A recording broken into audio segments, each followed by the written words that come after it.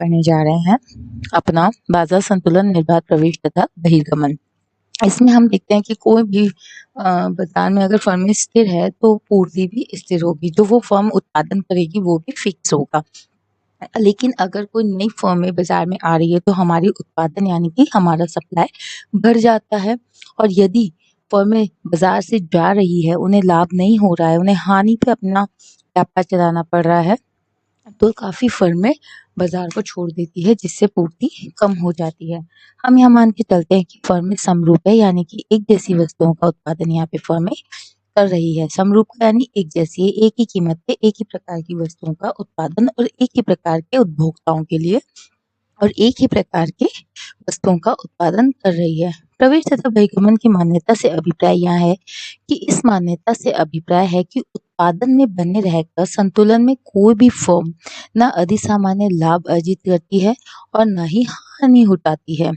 दूसरे शब्दों में हम कह सकते हैं, पहले हम इतना समझते हैं कि अभी किसी भी फर्मों का प्रवेश और बहिर्गमन की मान्यता से अभिप्राय है कि कोई भी फर्म जो है यहाँ पे बाजार में ना तो अधिसामान्य लाभ अर्जित कर रही है, अधिसामान्य का मतलब सामान्य से अधिक लाभ, और ना ही हानि को उठा रही है। दूसरे शब्दों में हम कह सकते हैं कि संतुलन कीमत फर्मों की न्यूनतम औसत लागत के बराबर है। यानी जो मार्केट के अंदर कीमत है जिस पे फर्म अपना उत्पादन बेच रही है, वो बराबर है न्यूनतम औसत लागत के। यानी अगर फर्म में न्यूनतम औसत लागत के बराबर उनका प्राइस है, कमा रही है, तो वो संतुलित है। लेकिन यदि न्यूनतम औसत लागत अधिक हो जाती है और कीमत कम हो जाती है, तो यहाँ फर्मों को हानि होगी क्योंकि लागत बढ़ गई है। और यदि इसके उल्टा होता है, विपरीत होता है कि लागतें कम हो रही है कीमत से, तो लागतें निकल रही है, इसका मतलब लागतों को भी फुलफिल करने के बाद फर्म के पास इतना पैसा है कि फर्म वहाँ पे लाभ कमा रही है। इसे ही हम अधिसामान्य लाभ कहते हैं। देखिए, अधिसामान्य लाभ है, कई फर्में बाजार में प्रवेश करेगी। यदि हम एक कंडीशन मान के चलते हैं कि मार्केट में इस वक्त अधिसामान्य लाभ की स्थिति है, तो ज्यादा से ज्यादा लाभ कमाने के लिए जो पहले से फर्में थी, मान के चलिए ये फर्म है जो कि ये वाला सप्लाई कर रही है। ये फर्म कोई भी फर्म है, मार्केट में 10 फर्म है, 10 फर्म है हमारे कोई भी एस का उत्पादन कर रही है, सप्लाई कर रही है। लेकिन यहाँ पे लाभ कैसा होने लगता है, अधिसामान्य, तो और भी नई फर्में यहाँ पे बाजार में प्रवेश करेगी और ये जो सप्लाई का वर्क है ये बढ़ जाएगा। यानी सप्लाई जहाँ पहले 10 फर्में करती थी, अब सप्लाई मान के चलो 20 फर्में कर रही है। तो हमको पता है कि अगर 10 फर्में 10 यूनिट का उत्पादन कर रही थी, तो 20 फर्में 20 यूनिट का उत्पादन करेगी। यानी हमारा सप्लाई वर्क सरक कर दाहिनी ओर आ जाएगा और ये एक नया सप्लाई वर्क हमारे पास आ जाएगा। ये स्थिति कब आती है, जब फर्में अधिसामान्य लाभ कमाती, क्योंकि दूसरी फर्मों को भी लाभ कमाना है, तो वो इस बाजार में प्रवेश करके पूर्ति को बढ़ा देगी। पूर्ति वक्र दाहिनी ओर शिफ्ट होता है, लेकिन मांग तो अपरिवर्तित है, मांग में कोई चेंज नहीं है। फर्में तो बढ़ गई लेकिन मांग तो अपरिवर्तित है। जहाँ पे पहले 10 यूनिट दी जा रही थी, वहाँ पे मांग भी 10 यूनिट थी, लेकिन अब जहाँ मार्केट में 20 यूनिट है और लेकिन मांग 10 है, तो हम देखते हैं जब भी मार्केट में कोई चीज ज्यादा होती है तो ज्यादा आ जाती है, लेकिन उसकी मांग कम है तो उसे बेचने के लिए उसकी कीमत कम कर दी जाती है। तो यहाँ पे क्या होगा, हमारी बाजार कीमत गिर जाएगी, और जैसे ही कीमत गिर जाती है तो बड़ी कीमत से जो फर्में अधिसामान्य लाभ कमा रही थी, कीमत गिरने से उनका अधिसामान्य लाभ समाप्त हो जाएगा।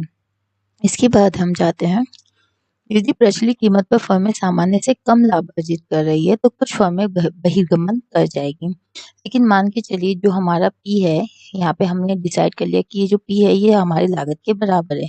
ये पी पे भी अगर कुछ फर्में अपना लाभ नहीं कमा पाती है, तो यहाँ क्या करेगी, लागत नहीं निकल रही है तो वो फर्में मार्केट से वापस से बाहर की ओर निकल जाएगी। बाहर की ओर निकलने के बाद हमारी जो सप्लाई है वो वापस से कम होकर यहाँ पीछे की ओर आ जाएगी। पीछे की ओर आने की वजह से सप्लाई कम हो जाती है और यहाँ पे देखिए तो कुछ फर्में बहिर्गमन कर जाएगी, जिससे कीमत में वापस से वृद्धि हो जाएगी।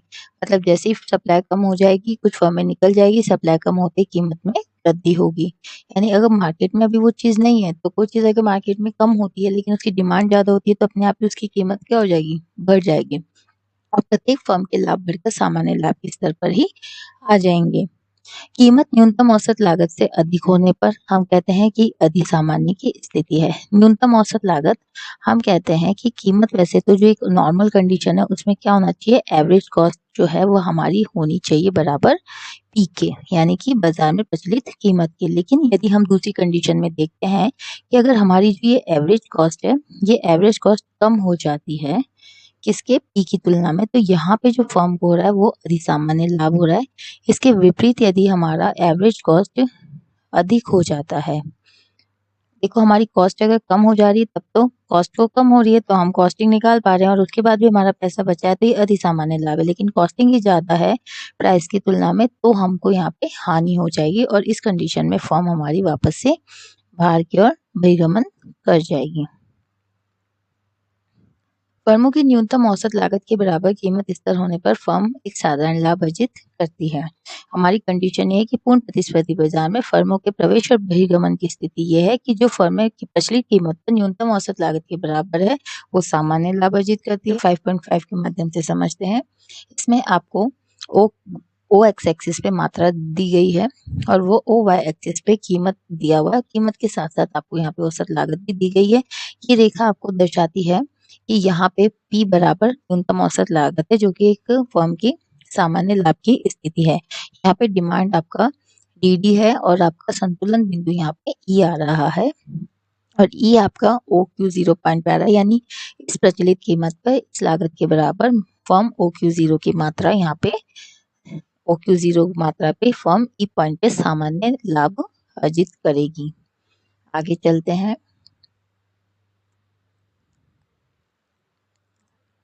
में N0 द्वारा फर्मों की संतुलन संख्या को दर्शाते हैं। इस तरीके का प्रैक्टिकल 1 मार्क्स का आपके या शॉर्ट में इस तरीके का प्रैक्टिकल आता है कि फर्मों की संख्या ज्ञात कीजिए। तो उसका फॉर्मूला है N0, यहाँ पे फर्मों की संतुलन संख्या है कि फर्में बाजार में कितनी होनी चाहिए।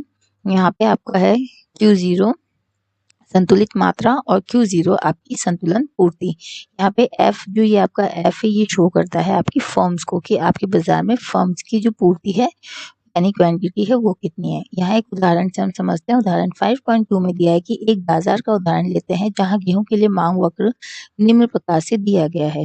मान के चलिए आपको QD मांग वक्र दिया है, QD is equal to 200 minus P और QS आपको गिवन है 10 प्लस P। हम अपने समीकरण से यहाँ पे संतुलन की मात्रा वाले समीकरण से इसको दोनों समीकरणों को लिख देंगे। QD बराबर होना चाहिए QS के, तो इस जगह हम QD का समीकरण लिख देंगे 200 माइनस P और इस जगह हम QS का समीकरण लिख देंगे 10 जो कि है 10 प्लस P।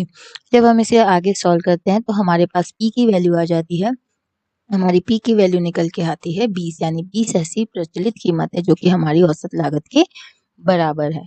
अब देखिए संतुलन मात्रा ज्ञात करने के लिए हम Q0 के जो समीकरण है उसके अंदर P की वैल्यू पुट कर देते हैं 20, तो 200 माइनस 20 करते हमारा यहाँ पे संतुलन मात्रा 180 आ गई जो कि हम अपने फर्मों की संख्या के फॉर्मूले में लिख देंगे। इसी तरीके से जब हम पूर्ति के समीकरण में P रख देंगे 20 तो हमारे पास आ जाता है 30 जो कि फर्म की पूर्ति है। फर्मों की संख्या ज्ञात करने के लिए इस फॉर्मूले में हमने अपनी वैल्यू पुट कर दी है। 180 को हमने 30 से डिवाइड किया है जो कि संतुलन मात्रा को हम फर्म की पूर्ति से डिवाइड कर देंगे तो हमारे पास संख्या आ गई 6, यानी 6 फर्मों की संख्या बाजार में संतुलित है। यदि 6 से अधिक फर्मों की संख्या होगी तो क्या होगा, 6 से अधिक फर्मों की संख्या होने पर हमारे यहाँ पे अधिसामान्य जो लाभ होगा वो गिरने लगेगा। यदि कोई अधिसामान्य लाभ है तो 6 से कम होने पर हमें अधिसामान्य लाभ मिलने लगेगा।